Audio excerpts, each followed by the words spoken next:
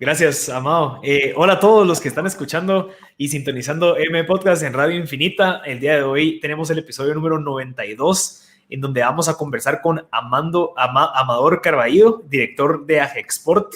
A los que no conocen, que estoy seguro que muchos conocen, Agexport es una institución privada sin fines de lucro con más de 30 años de ser un motor para el crecimiento de las exportaciones guatemaltecas. Fue fundada en 1982, así que tenemos ahorita al director en día que nos va a venir a compartir un montón de información súper valiosa para todos los emprendedores que están conectados. Así que, Amador y Pedro Pablo, ¿cómo están? Buenos días. Pues muy bien, Marcel, aquí pues dándole la bienvenida a Amador. Creo que es el programa 92, ha sido bastante útil para nosotros, inclusive nosotros como presentadores, el recibir el aprendizaje de un montón de personas. Ya son 92 personas que hemos tenido aquí sentadas y con las que hemos conversado, tanto aprendizaje para nosotros como para la audiencia.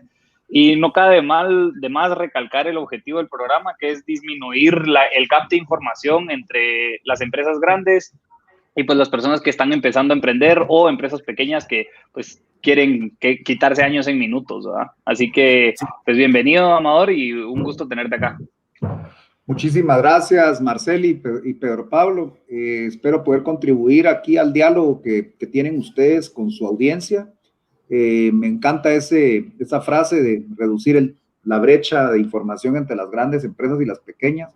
Esperamos que en esta hora que nos queda aquí de entrevista podamos ayudar en esa misión que ustedes se fijaron.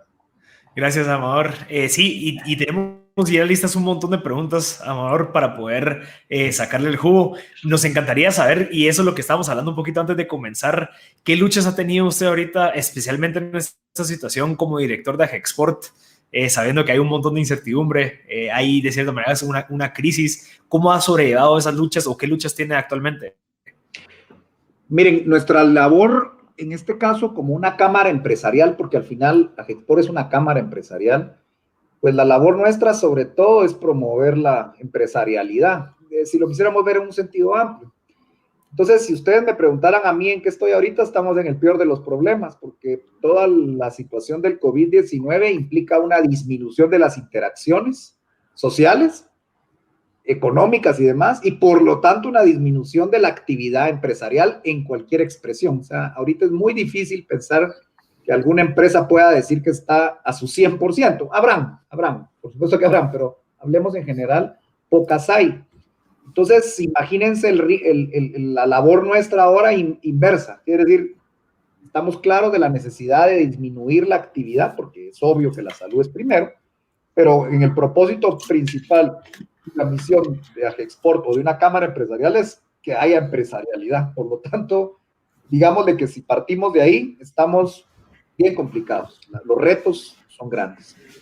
En segundo lugar, también tenemos la circunstancia de que aún en esa mediana o pequeña actividad que se ha permitido, hay cantidad de dudas, porque estamos interactuando y al interactuar pues empiezan a generarse retos como algunas pues cosas que se han publicado recientemente en cuanto a contagios, y entonces eso, la ya limitada actividad empresarial nos lleva además que en lo poco que hay pueden generarse contagios y eso se vuelve en más restricción.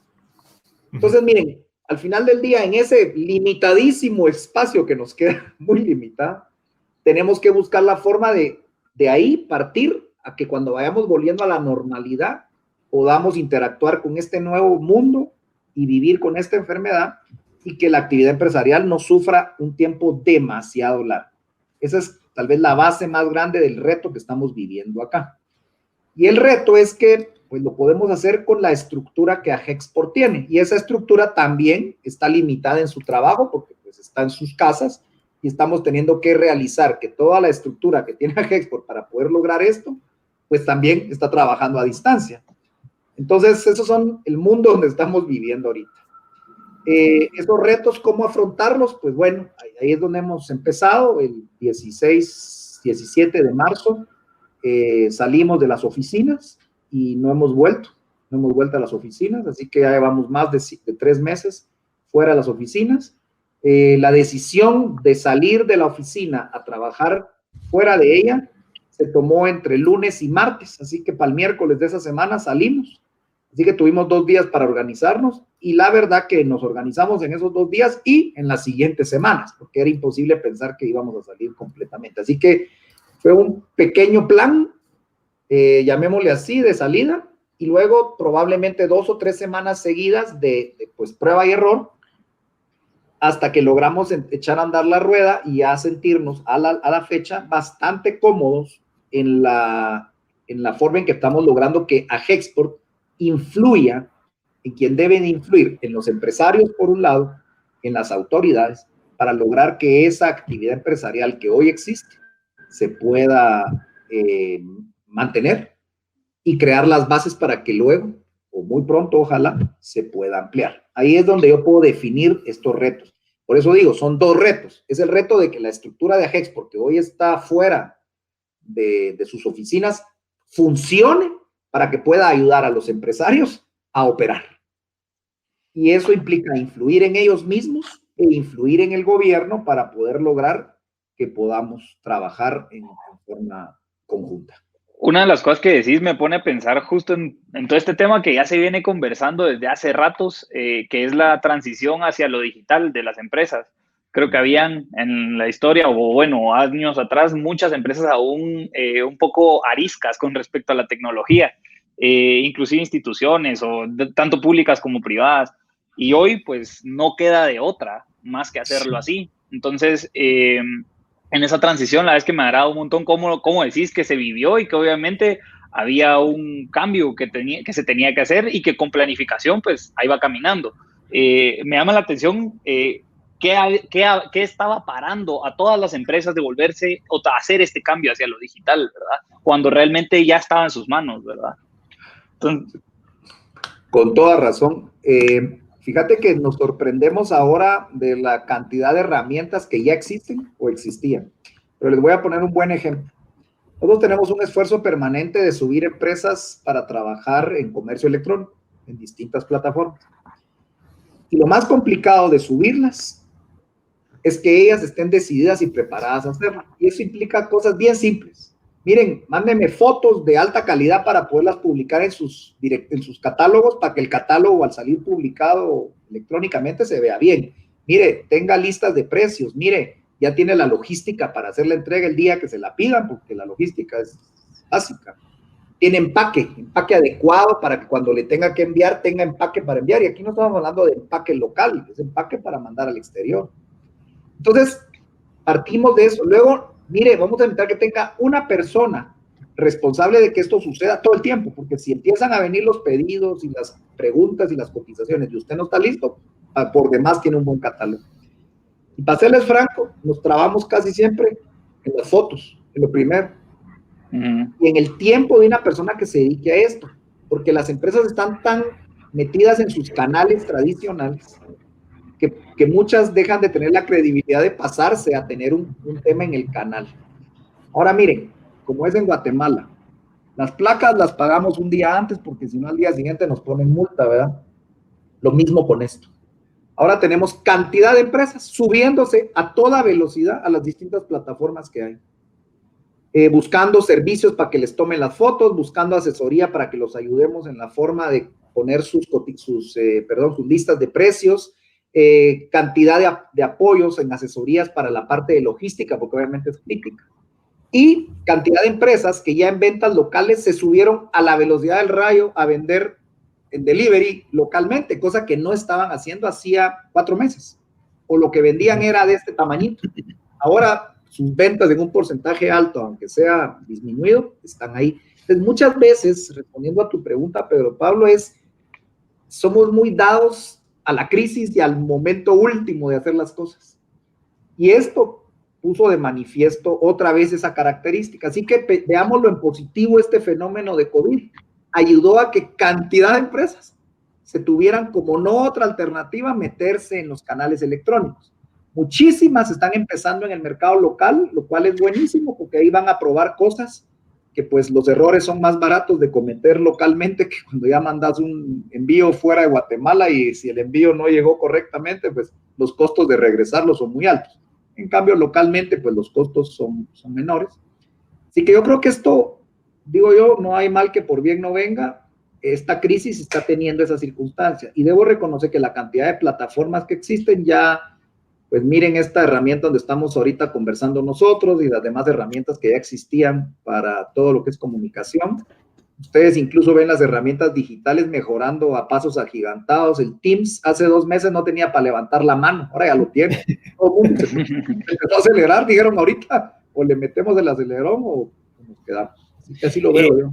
Amador, yo tengo una pregunta. Interesante lo que estabas diciendo del tema de la iniciativa de digitalizar estas empresas. ¿Ustedes también tienen entonces un programa o esas facilidades para, de cierta manera, como que educar y usar la lógica de validar aquí localmente antes de exportar? Totalmente, Marcel. Fíjate que, como vos sabrás, en el tema de exportación, todo el mercado está pensado para enviar el contenedor, llegar al destino, entregarse y fin. Cuando un contenedor se queda parqueado por cualquier circunstancia, se denota que la logística no está pensada para regresarlo. Entonces, es casi cuando una autoridad en algún país detiene un contenedor por alguna razón legal, de papeles, de inocuidad o de sanidad, en ese momento que ese contenedor se queda parado, toda la logística de retorno es muy mala. Entonces, el mundo no está preparado para regresar las cosas, sí está preparado para enviarlas. Ustedes conocen empresas que prefieren asumir el costo cuando uno recibe un paquete equivocado, a que uno se lo quede y ellos le mandan el paquete correcto, a que uno se los mande de regreso. Sí. Entonces, el mundo es así en general y pasa en grandes envíos de contenedores como pasa en pequeño paquete. Entonces, mucho de probar en el mercado local es crítico. Es un arranque importante. Nosotros ya tenemos un programa en ese sentido. Hay otras cámaras que también ya lo hacen para promover el mercado local. Y luego, pues, también ya tenemos, obviamente, programas para el mercado internacional. Hay mucha más experiencia en el mercado local hoy por hoy, pero ya hay experiencia en el mercado internacional. Así que el costo de equivocarse localmente es significativamente menor al de equivocarse internacionalmente. Interesante, porque creo que eso es algo lógico, o sea, al final, y eso como funciona con cualquier emprendimiento o negocio en donde tenemos que validar, y eso es algo que, bueno, yo he tenido relaciones o incluso trabajé en una empresa de logística, y es sumamente complicado y es sumamente costoso el querer mandar a traer un contenedor o incluso exportar algo a otro país sin tener una validez de primero local de que si realmente quieren tu producto o no. Entonces, que ustedes como Gexport estén ayudando a los emprendedores a decir, háganlo aquí localmente, entiendan si de verdad funciona, porque el costo de ese error es altísimo. Correcto. Y hay una cadena bastante integrada que permite ayudar en las distintas etapas. Obviamente la etapa arranca por la parte educativa. Ahí tenemos varios programas donde la gente se puede meter desde un curso muy simple de 2 horas hasta diplomados completos donde lo llevan a un nivel de conocimiento amplio. Y ahí tenemos programas de acompañamiento que llevan a las empresas que no están en el negocio o que sí están, pero en etapas muy embrionarias, en un acompañamiento más personalizado hasta que logren y se suban a alguna plataforma digital o generen su propia página web y desde ahí traten de vender al mundo o se conecten a un marketplace o demás. Incluso hay procesos internos para mejoras en el diseño del producto, empaques y marca. Eso también es crítico. Y luego, pues ya con toda esa cuestión, claro, siempre está la decisión empresarial, ¿verdad? Siempre los que toman la decisión es el empresario que dice en un momento dado, voy o no voy.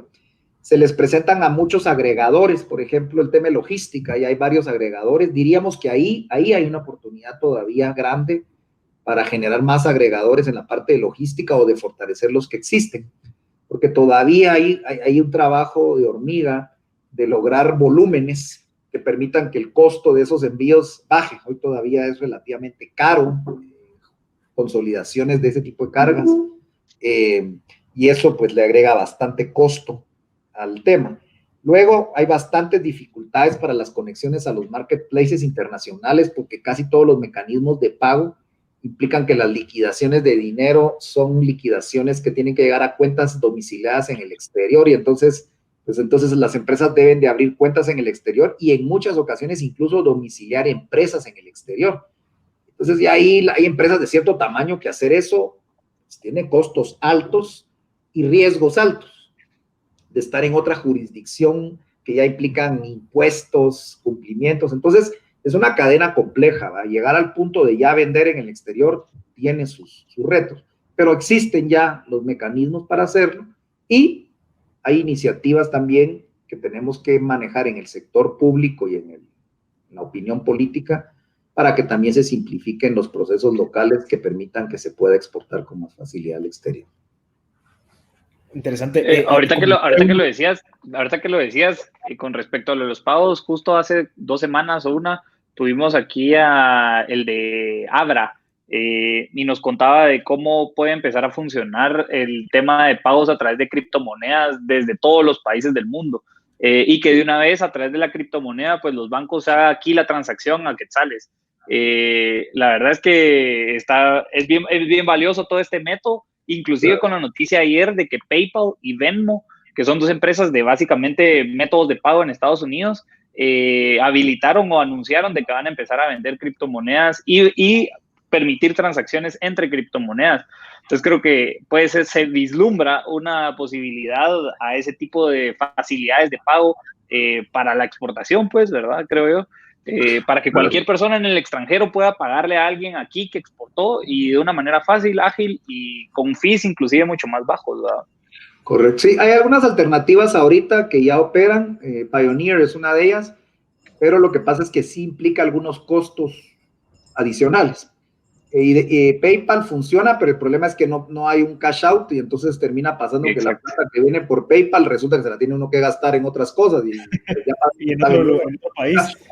Cabal. Entonces la puede venir y decir, bueno, voy a comprar materia prima, sí, pues, pero en algún punto necesita plata. Sí, y eso es justo porque imagínate poderlo trasladar, esa plata, trasladarla a una criptomoneda que sí ya la puedes hacer cash out acá, ya lo facilita, ¿no? Puede ser una figura.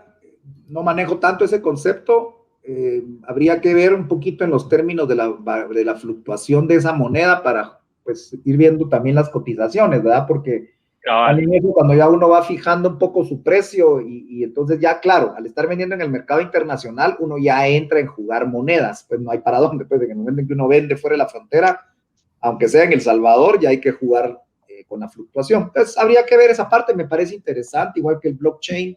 Nos han hablado del tema, alguien lo ha hablado en términos de algo que también puede ser diferenciador para el país, ¿verdad? Como mecanismo de compras muy seguras,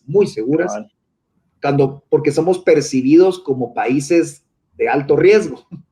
Y entonces sí, probablemente invertir en esos temas nos pueda ayudar a salir de esa, ¿cómo se diría la palabra? Incertidumbre, riesgo, etcétera. De esa percepción. Porque al final son compradores en el mundo que le están comprando a otras empresas en un país donde la gente dice, ay, pero es un poco riesgoso, ¿verdad? Exacto. Entonces, de repente meternos en un mundo de generar una estructura no tan riesgosa puede hacer algo interesante. Entonces, yo creo que por ahí va un poco la cosa, ¿verdad? Sí, ahora la siguiente pregunta, Amador, era, ¿qué implica ser un asociado de Agexport? Sabemos que es una asociación, entonces también... pues cuando alguien se asocia a Agexport, pues uno, ¿con qué fines lo hace? Y dos, ¿qué implica ser un asociado? Tanto desde sus beneficios hasta pues qué empieza a suceder ya en el ecosistema interno de Agexport, ¿verdad? Pues gracias por la pregunta, porque así puedo hacer un poco de publicidad con ustedes, muchachos. Miren, muy rápido. Miren, Agexport, pues la visión que siempre tiene es hacer de Guatemala un país exportador. Esa es nuestra declaración simple, ¿verdad? Pero ¿por qué la repito? Porque miren, para poder lograr ser un exportador, entonces pasa por una circunstancia en la que yo como empresa digo, bueno, esa es una buena alternativa para mí, dentro de las estrategias que yo tenga, las que ellos tengan. Entonces, ¿qué es lo que nosotros hacemos por ellos? Al llegar a Agexport, nosotros tenemos 2 mundos grandes que es donde podemos ayudarles. El primero es en el del desarrollo empresarial, quiere decir, donde tratamos que la empresa mejore su conocimiento y su desempeño. Si yo lo mejoro en su conocimiento es decirle cuáles son las implicaciones de exportar, qué es lo distinto de estar en un mercado local a uno internacional, aún sea El Salvador. Hay retos en El Salvador, probablemente es más fácil ir a El Salvador que ir a Francia, pero ya solo pasar la frontera tiene un reto. Entonces le mejoro su conocimiento. Y lo segundo, lo ayudo a mejorar sus habilidades. Eso significa que su empresa sea más eficiente, más efectiva. Es imposible pensar que una empresa quiera competir en el mundo exterior sin mejorar su eficiencia, su eficacia y su capacidad. Entonces, los ayudamos en el desarrollo empresarial y los ayudamos a ser más competitivos. Y el otro es a que el país sea más competitivo. Un país competitivo ayuda a empresas competitivas. Si nosotros tratamos de que una empresa no competitiva trate de basarse en un país competitivo, funciona durante un tiempo. Pero una competitividad de un país no eleva necesariamente hasta un nivel competitivo a una empresa ineficiente. Y viceversa, empresas muy eficientes trabajando en un país poco competitivo les resta también a ellos competitividad. Entonces también nos toca apoyar iniciativas para que sectores empresariales o empresas de distintos sectores puedan tener un entorno competitivo en el país. Y eso es lo que hacemos por los empresarios. Esas son en esencia, pues para no alargarme tanto, son las dos cosas que hacemos. Cuando estamos en la parte del desarrollo empresarial, si las empresas ya mejoraron su gap de información y su capacidad de eficiencia, hacemos una tercera cosa. Les ayudamos a conseguir negocios en el exterior. Pero uno está listo para buscar negocios en el exterior cuando tiene listas las otras dos temas. Si uno pretende pasar de una etapa de su empresa en la que no está ni con conocimiento ni con competitividad y trata de vender en el exterior, con mucha frecuencia fracasa. O no le va tan bien, o el costo de hacer eficiente su empresa se vuelve muy largo. Entonces, ahí es donde se necesita que estén listos primero. Y cuando ya están listos, entonces hay cantidad de eventos y por eso estamos buscando nosotros meternos en el tema de comercio electrónico, porque claramente los buscamos poner donde hay clientes. Los llevamos a ferias, misiones comerciales, organizamos ferias acá. Ahorita que no podemos hacer ferias en forma física, pues tenemos que organizarlas en forma virtual. Y entonces los ponemos, como dice el dicho guatemalteco, los ponemos donde hay. Ya es cosa de ellos cerrar negocios.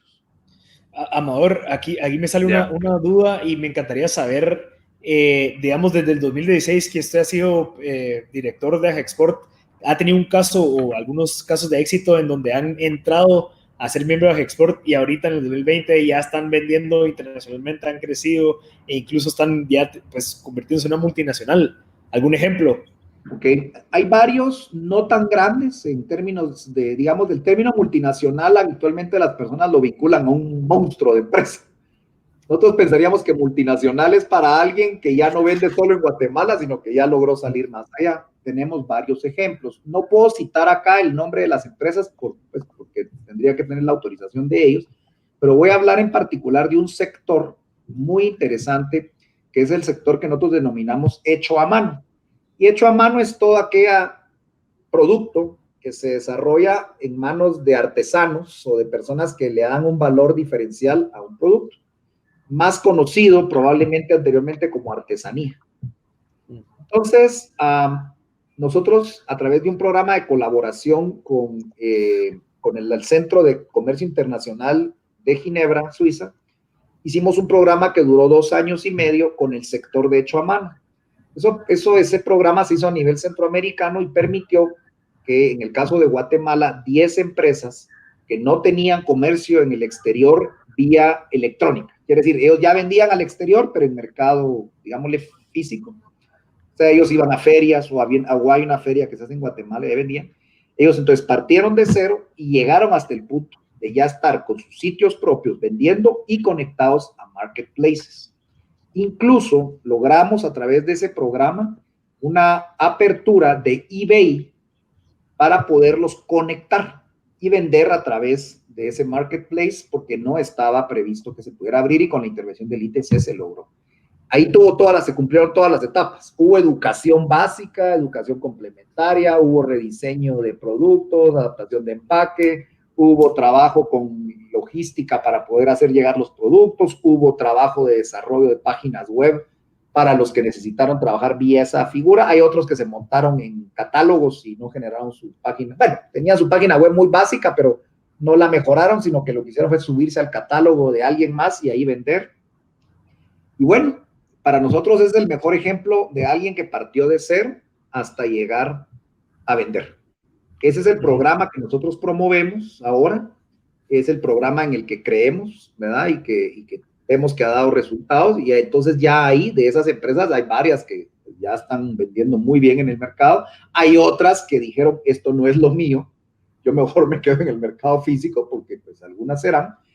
Y también tuvo mucho que ver el éxito, porque también este tema, ese sí es un business to consumer, ¿verdad? Este es un B2C, ¿verdad? Aquí es más complejo el B2B, en este caso, y ahí es donde estamos haciendo otro esfuerzo, pero en este caso pues ya está funcionando de esa manera.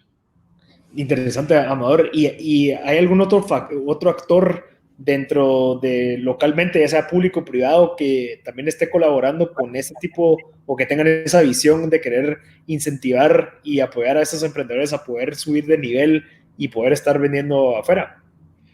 En términos de vender afuera, no tantos. Yo diría que en particular alguien que está haciendo una buena labor en el mercado local es Cámara de Comercio. Generaron un capítulo de comercio electrónico ahí.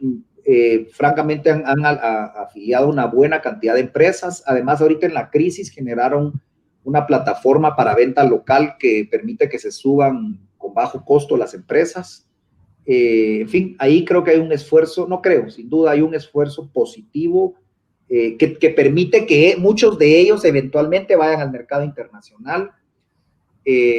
Diríamos que ahí hay dos esfuerzos, el nuestro, Cámara de Comercio, porque hay dos esfuerzos claros que están ayudando al tema. Miren, otro tema que ayudó tremendamente, pues sin duda, ¿verdad? Las plataformas de las empresas que se dedican a la distribución localmente de deliveries aquí en la ciudad de Guatemala, esas plataformas, pues, sin duda, permitieron que muchos se metieran al negocio, sin duda. Y luego hay algunos entes de gobierno ayudando, pero todavía son un poco fragmentadas los apoyos. Sin embargo, sí hay instituciones internacionales con cooperación que se interesan y están claros de eso. Así que yo pensaría que ahí tenemos varios que pueden trabajar en ese sentido. Excelente. ¿Cómo podemos o cómo se llama el proyecto de Cámara de Comercio para que la gente se pueda sumar, que está escuchando? ¿Se lo sabes? Yo voy a buscarlo ahora en el intermedio que tenemos y les doy el nombre al regresar para ser más específico. Perfecto. Gracias, Amador. Gracias, pero Pablo. Vamos a ir al primer corte y regresamos con más de M Podcast Show. Y ahorita ya estamos de vuelta en el otro segmento de M Podcast Show. A la gente que se acaba de conectar, le recordamos que estamos en el episodio número 92 con Amador Carballo. Es el director de Agexport desde el 2016. Estamos conversando temas de importación, de exportación, de facilidades que existen para los emprendedores, de poder, que se les facilite la exportación y la educación en temas de negocios para que obviamente estemos listos para entrar a los mercados internacionales. Amador, quedamos pendientes entonces de la información de la Cámara de Comercio en el corte pasado, si nos lo puede compartir. Claro, la persona, yo voy a tratar de darles, no tengo el teléfono aquí a la mano, pero digámosle, ya existe ahí una gremial de comercio electrónico. Entiendo que la persona que está a cargo ahí es Kenneth Eriksen, pues es el presidente de la comisión, y tal vez puedo mandarles un teléfono para que ustedes lo puedan hacer directamente también por ahí. Perfecto. Okay. Buenísimo. Tal vez si querés regresamos al tema de Agexport y nosotros teníamos una duda de los proyectos 2020, es decir, qué proyectos se tenían, ¿verdad? Para este año, para este inicio de década, digamos, y cuáles están vigentes y cuáles se vieron afectados. Es decir, de alguna manera toda la estrategia organizacional de Agexport de seguro se ve afectada en algo, pero de esos proyectos que tenían en mente, pues, ¿cuáles continúan en miras a crecer, verdad? Inclusive, ¿cuáles surgieron, verdad? Claro. Bueno, tenemos una serie de proyectos, algunos siguen y es más, agarraron fuerza. El programa que tenemos de hace algún tiempo vinculado al comercio electrónico, pues agarró más fuerza, de hecho, se aceleró, derivado de la crisis. Ese sí fue bastante fuerte, porque incluso implicó que generábamos plataformas ahora virtuales para ferias y otro tipo de temas que no las teníamos a la mano. Además de eso, tenemos un programa vigente que se llama La Ruta del Exportador. Es un proyecto que tiene una mezcla de temas, pero lleva a las empresas desde una etapa embrionaria hasta prácticamente llevarlos a vender, en la cual las empresas deciden, se hace un diagnóstico y entran a un módulo, y ese módulo, pues ellos llevan una mezcla de educación virtual, presencial, experiencias, talleres, visitas a ferias, viajes. Entonces es una mezcla de temas que reúne todos los procesos de AGEXPORT para que la gente tenga una ruta. Para aquellos que les gusta la ruta, podemos encontrar en el mundo a los que les gustan los procesos, y hay gente que ni quieren ver ese tipo de temas, ellos quieren hacer su propia formación. Aparte de eso, también tenemos proyectos abiertos en términos de lo que les mencionábamos, ventas como el servicio de turismo de salud vía digital. Es un proyecto que sí ahorita le tuvimos que dar pues pararlo un poco, derivado de que pues, los viajes están parqueados en este momento, pero la plataforma está hecha. De hecho, el proceso ya se había arrancado, pero al venir la crisis tuvimos que detenernos por un momento.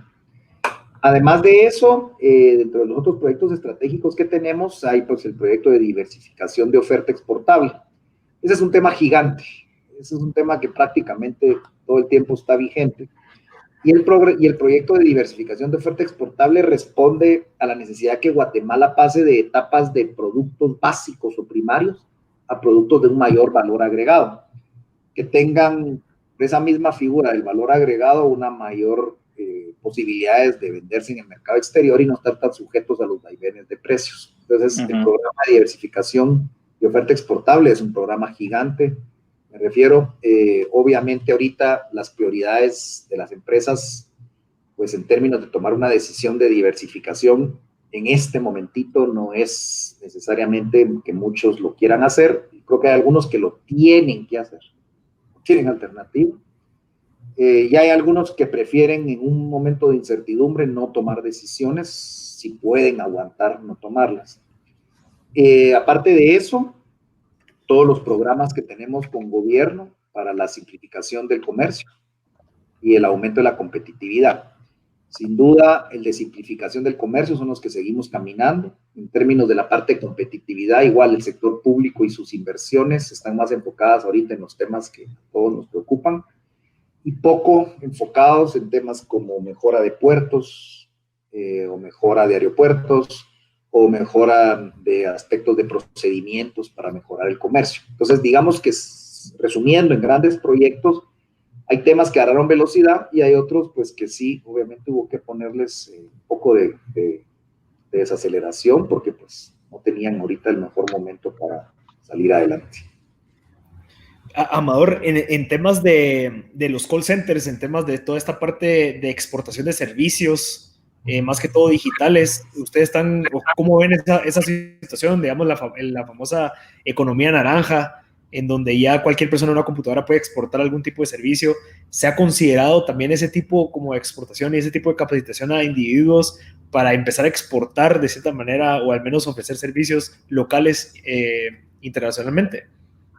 Bueno, de hecho nosotros, miren, tal vez para agregar algo que es importante, AGEXPORT está organizado, ahorita voy a dar a la respuesta a Marcelo, no me voy a perder, voy a regresar. AGEXPORT está dividido en sectores, sector agrícola, sector manufactura, sector servicios, pesca y acuicultura y contact center, son 5 sectores. Contact Center era parte de servicios anteriormente, pero se volvió muy grande y se volvió un sector propio. Pesca y acuicultura era parte de agricultura, pero se volvió muy grande y se volvió un sector propio. Son 5. Dentro de servicios, adentro de servicios, hay un comité de industria naranja. Ahí adentro. Y ahí están representados empresarios de la industria naranja. Cinematografía, diseño, publicidad. La lista es larga, ahí hay videojuegos, hay, bueno, lo que se les ocurra. Ahí a veces la dificultad es la dispersión, ¿no? O sea, hay una cantidad grande, porque la industria naranja, aunque está bien definida, es amplia. Entonces, ahí tenemos nuestro comité de industria naranja, y ahí están representados una gran cantidad de empresarios que están dentro de esa categoría. Ellos, a su vez, están subdivididos en otros 3 subcomités, pero eso, pues, es mucho detalle. Entonces, creemos firmemente en el concepto de exportación de la industria naranja. De hecho, ahí entre los empresarios que nosotros, pues, son parte de nuestros socios, hay muchísimos que son exportadores, ya sea exportadores finales, en términos de entregar servicios completos. Hay servicios de campañas publicitarias vendidas en el exterior, producción de videos o documentales o demás, locaciones para filmación. Vienen a Guatemala y hacen locaciones, desde locaciones para anuncios, que son más simples, hasta locaciones para películas, que esas son mucho más sofisticadas. Y ahí también hay proveedores de empresas que vienen del exterior a filmar, y entonces hay proveedores locales que les pueden proveer de distintos, desde un catering, cámaras, medios de transporte, todo lo que usted búsqueda de locaciones. Entonces, luego, pues la gente que trabaja videojuegos, hay quienes tienen proyectos que llegan hasta el final y entregan videojuegos completos, y hay muchos, que tal vez es donde más hay, que hacen partes, que forman parte de una cadena de valor, y ellos lo que hacen ahí es, hacen partes de una cosa más grande, y ahí son las conexiones. Creo que lo que tiene la industria naranja guatemalteca es que sí tiene una gran oferta. Hay mucho en Guatemala, y ustedes por su juventud lo sabrán, hay mucho emprendedurismo, hay cantidad de gente que quiere hacer lo propio, y dentro de eso propio que quieren hacer, resulta que les cuesta a veces encontrar su nicho o su diferenciación. Entonces hago un poco de esto y un poco de esto y un poco de lo otro, y entonces a veces les cuesta cerrar y decir, esto es lo mío. Luego, los mecanismos de venta en el exterior también son dispersos. Sí existen, por supuesto que existen. Digamos, hay ferias de locaciones para filmaciones. O sea, es una feria que la gente que va ahí va la industria cinematográfica mundial y dice, yo quiero filmar en tal parte de Guatemala, o quiero filmar en un lugar montañoso con pirámides. Bueno, eso hay miles en el mundo. Entonces ahí llegan los de Perú, Guatemala, México, y todos dicen, no, véngase a mi país, porque en mi país ahí le voy a dar las facilidades que en otros no le dan. Imagínense una película completa filmada en el país, la cantidad de empleo que genera y de servicios conexos que genera. Y viceversa, cuando entonces se generan partes de programación de videojuegos, por ejemplo, donde también se le provea servicios en el exterior, o servicios publicitarios, que pues, increíblemente ese es un tema bien importante, donde se les da estrategia, producción y demás. Entonces, muchas veces lo que nos ha pasado ahí es el orden de las cosas y el tener además empresas que se sepan diferenciar y que sepan venderse en el exterior. Porque cuando hay crisis locales, por ejemplo, los que venden servicios publicitarios, muchas veces el mercado está pues, flojo y no hay mucha inversión en publicidad y se quejan. Entonces, bueno, va al mercado internacional, lo que está pasando en Guatemala no necesariamente está pasando en otros países. En este momento, pues, pero está medio parado, pero digamos que esto es algo temporal y que pues, tendrá que pasar en su momento. Entonces sí creemos que hay mucha oportunidad en la industria naranja, y lo que cuesta a veces es definirla y segmentarla mejor. Y ahí donde entra Hexport a fungir, digamos, la parte de capacitaciones es alinear a todas esas personas, decirle, mucha, entren a este directorio en donde se van a exponer, o es más que todo la capacitación continua para que ellos puedan ofrecer esos servicios adecuados. Nosotros partimos de, mira, el proceso en Hexport es bien interesante. Hay una cosa que yo siempre comparto con siempre los que platico. Cuando los socios llegan a Hexport, casi todos, lo primero que preguntan es que les demos una lista de clientes para empezar a vender. Y les decimos, mira, la lista es casi que al final. Si vos tratás ahorita de ir a vender, te va a ir mal o te puede ir mal. Y te va a costar mucho dinero hacerlo bien. Trata de seguir un proceso. Al principio, el proceso es genérico. Genérico implica mostrarle a todos los retos de poder exportar. Para algunos, en esa primera etapa se quedan porque dicen, ups, no es lo mío, y se salen. Pero conforme van avanzando, necesitan especializarse. No puedo tener junto a un exportador de arveja china con una persona que hace turismo de salud, con una persona que hace cinematografía, con una persona que hace contact centers. No hay. Entonces ya empieza ahí los programas de Hexport a ser específicos en la parte formativa. Pero la parte formativa, acuérdense que estamos hablando de adultos. Entonces, la etapa formativa ya no es tan fácil sentar a personas en una clase a recibir clases. El adulto creemos a veces que sabemos todo y sabemos poco, pero sí lo creemos. Entonces nos implica una mezcla de teoría y práctica. Porque el empresario, si no lo ponemos en la práctica rapidito, se desespera. El empresario se caracteriza por ser un tipo de acción. Y tenemos que entender que la acción es parte de la educación, así que los tenemos que llevar rápidamente hacia esa figura. Gracias, Amador. Súper valioso lo que nos acabas de decir. Tenemos que cortar ahorita para el último corte.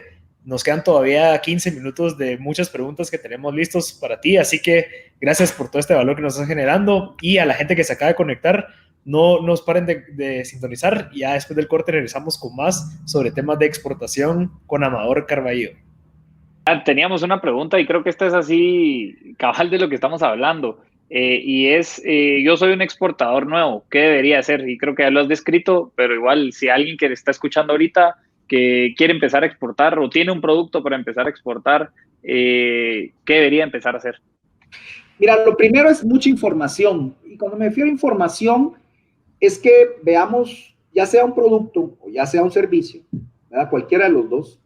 Lo primero es la información. La información implica, si su producto es totalmente novedoso, es más difícil conseguir información estadística. Entonces, la información que nos viene va a tener que ser sobre hábitos, costumbres, usos, porque no se puede tener una estadística de demanda porque el producto a lo mejor es muy novedoso y más bien lo que estamos buscando es un nicho donde las personas, por el uso, la costumbre, eso encaje.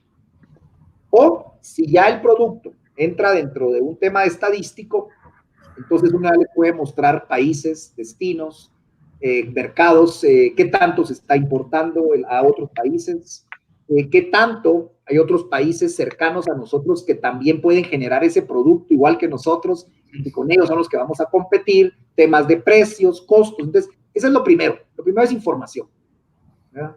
Y nosotros la proveemos. Tanto la de hábitos, consumo, cuando no hay estadística, como la otra, o las dos. De manera que entonces de arranque, lo primero ¿es o no mi producto o servicio atractivo para ir al exterior? Y además, costos básicos. Estos son mis costos básicos, estos son los términos de negociación. Tan no me puede pagar a alguien en Guatemala que le mandé un producto, ¿qué pasa? Como uno en el exterior que no me pague. Y ese que no me paga en el exterior es el doble de problema para cobrarle que un local. Exacto. Entonces también implica el conocimiento de quién me va a comprar. Entonces yo creo que información es lo primero que hay que hacer. Lo segundo que hay que hacer, pues entonces en la forma práctica es viajar, acercarse a los mercados, acercarse a sentirlos. ¿verdad? Ir a ferias, ir a ruedas comerciales, hacer citas virtuales o presenciales, pero hay que hacerlas. Hay que sentir el mercado, hay que verlo. Eso es lo siguiente, que es práctico. Lo tercero, entonces, ya es generar la estrategia. Es decir, bueno, ya tengo información, ya más o menos medí el mercado, entonces ahora revisa tus habilidades si están encajadas en lo que estás viendo. Si están listas, entonces estás listo para empezar a generar una estrategia comercial. Si no estás listo, pues hay trabajo hacia adentro de la empresa que hay que terminar de afinar para estar entonces ya preparado para ir. Y con eso en la mano te va a faltar un elemento crítico del mercado internacional, que desgraciadamente sucede con mucha frecuencia: el idioma. Es crítico. Uno puede decir cualquier cosa, pero el idioma es una barrera. El manejo al menos del inglés es casi básico y crítico. No digo que lo descarte, porque al final empresarios que contratan personas que los ayudan con esa parte, así que no es tampoco imposible. Y además hay un lenguaje también en el mundo que ayuda mucho. Si hay interés de hacer negocios, la gente encuentra cómo, aunque uno hable y el otro hable francés. Eso no me cabe la menor duda. He visto cantidad de personas hacer negocios. No es una condición sine qua non, pero también hay que hacer que las cosas sean fáciles. Y las dificultades de idioma a veces o de lenguaje a veces generan malos entendidos que terminan en negocios que no son funcionales. Pero bueno, eso es un tema intermedio. Y por último, ya que se tiene la estrategia, la empresa ajustada, bueno, lo demás toca salir al mercado a trabajar duro, ¿verdad? a mantenerse cerca de los cambios de tendencias. Y de ahí lo demás es lo que todo empresario hace, ¿verdad? Diversificarse, diferenciarse, buscar el marketing. Yo solo tal vez tengo una última recomendación siempre. Cuando empiecen a exportar, háganlo fácil. Hagan estructuras sofisticadas que generen mucha interacción con demasiados mecanismos. Agexport se diferencia por algo, y es que trata en la medida de lo posible de no referir a nuestros socios con intermediarios. Todo el tiempo le recomendamos, trate de ir al vendedor o al consumidor final. Quítese intermediarios, lo más que pueda. Puede ser que en un inicio arranque con intermediarios, porque simplifican la vida. Pero muchas veces el intermediario te atasca y no pasas de cierto nivel porque depende de ese intermediario.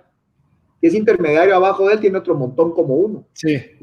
Entonces, pues a veces aquel dio mejor precio que yo y entonces no importa mi servicio ni mi calidad. Ajá. Entonces, el único que es capaz de eso, de demostrar que mi servicio y mi calidad es buena, directo. Es el empresario dándoselo a alguien que lo aprecia. Pero el intermediario muchas veces dice, yo aquí tengo 10 que hacen lo mismo, ahorita le voy a dar esto un poco. Pero a veces, el intermediario es importante para poder arrancar.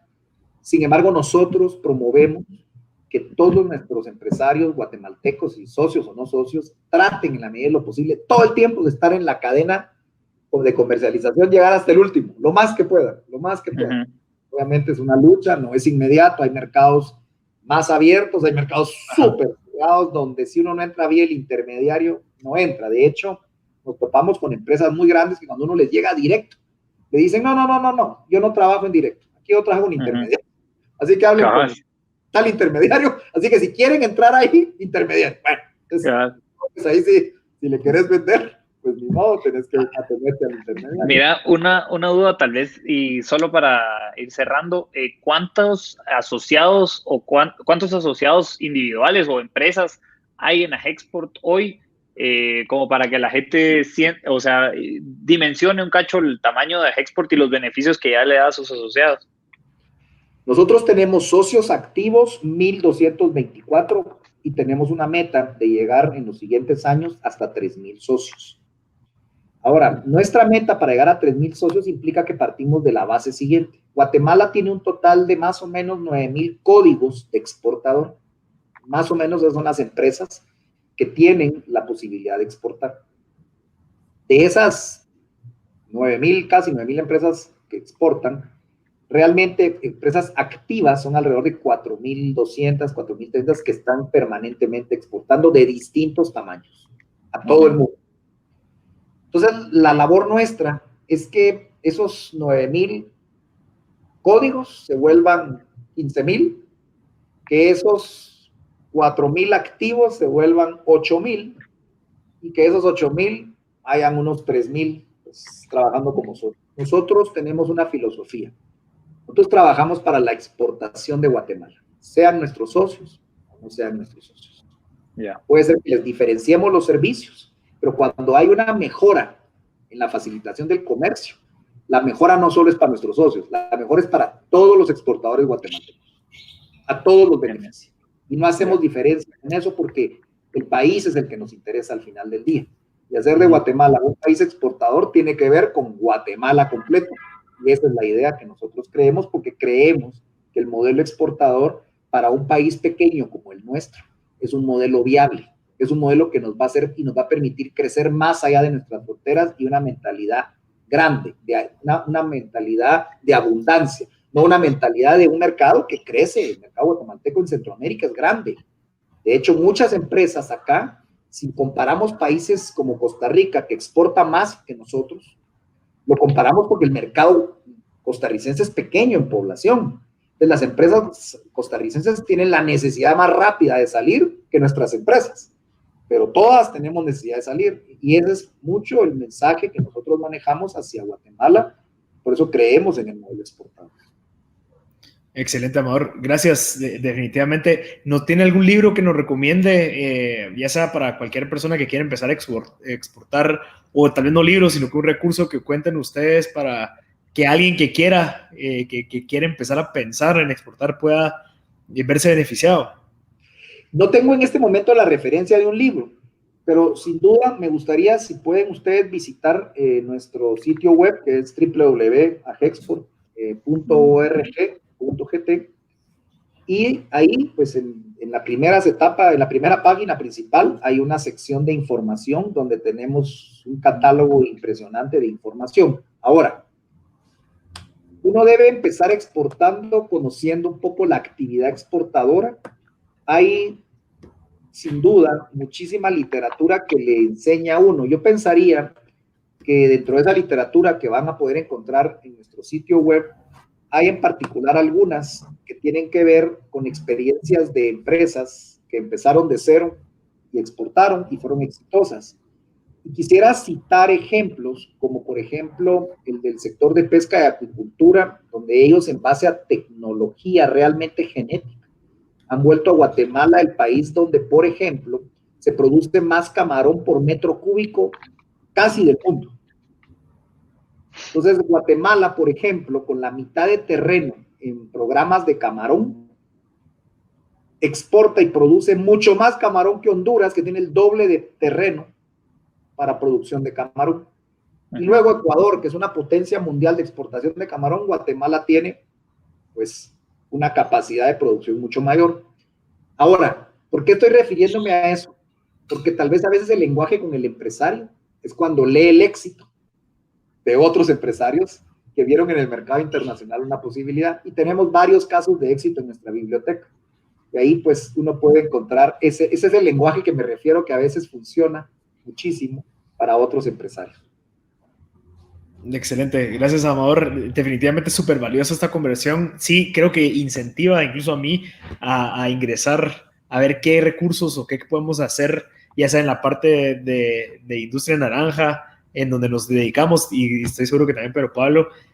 Así que muchas gracias Amador por su tiempo, súper valioso. A la gente que se acaba de sumar o que no logró escuchar todo el episodio, va a estar completo el otro martes en Spotify para que puedan escucharlo y aprender de Amador la cátedra que nos acaba de dar el día de hoy. Así que muchas gracias Amador por su tiempo.